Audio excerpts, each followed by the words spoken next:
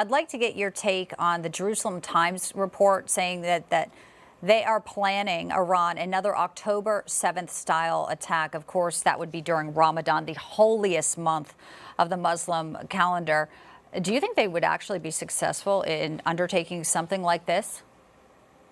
Well, I think it's important that we take a look at this. The reporter from the Jerusalem Post, Yonah Jeremy Bob, is a very reliable source. He knows Iran well, and it's entirely consistent with the way the mullahs in Tehran operate to take advantage of what one might consider a time when they would actually be practicing their religion to try and conduct another sneak attack. And one thing the Biden administration has utterly failed to do. I mean, they've rejected, and their stenographers in the mass media just pick it up, is to say Iran is not behind all of these terrorist attacks, not behind Hamas, not directing Hamas, not directing the Houthis in Yemen, not directing Hezbollah in Lebanon, not directing the Shia militia in Iraq and Syria. Of course they are. This is one campaign, part of the Iran Ring of Fire strategy. That's their term.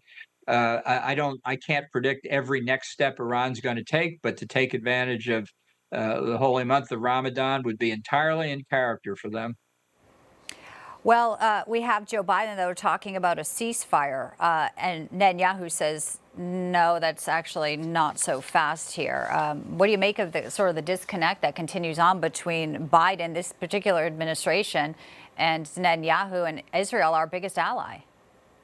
Yeah, well, ironically, both Israel and Hamas, probably the only thing they agree on is that Biden was wrong on how close they are in these negotiations. I think Biden is motivated largely by political concerns. I think people have seen the results of the Michigan presidential primary yesterday, where uncommitted on the Democratic side got over 100,000 votes.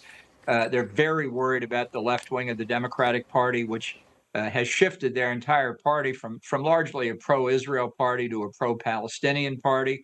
So I think Biden wants a ceasefire because he wants to take this off the table and ease the split within the Democratic Party. I think to do that would deny Israel really its legitimate right of self-defense. I don't know how these negotiations will turn out, but I think Israel has a right to continue doing what it's doing. And if they don't eliminate Hamas, we're all going to pay the price for it. What about, let's talk about Ukraine. And we know the Big Four meeting yesterday did not produce any conclusive next moves when it comes to funding there. We know that Putin, we've talked about this after the murder, the reports of him, behind the murder of Alexei Navalny. There's a funeral, of course, for him now on Friday. The lawyer was arrested. Putin seems to be making big moves on the battleground as well. Where do you see this? There was also concerns after Macron had mentioned putting troops there, NATO troops on the ground. And yet still here we are with really no conclusive decision here in Congress with if there will be any more funding.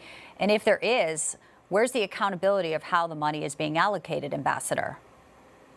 Well, I think this is all very positive for Putin and the Russians. I mean, I really think it's time for Congress to vote on this aid to Ukraine and to get it through. And in terms of accountability, it's certainly a legitimate question. The accountability for most of it is that we're not shipping boxes full of dollars. We're shipping boxes full of ammunition that are being expended on the battlefield. And where there are cash transfers, which has long been a part of how America delivers foreign assistance, there are government, executive branch, and congressional ways to monitor it.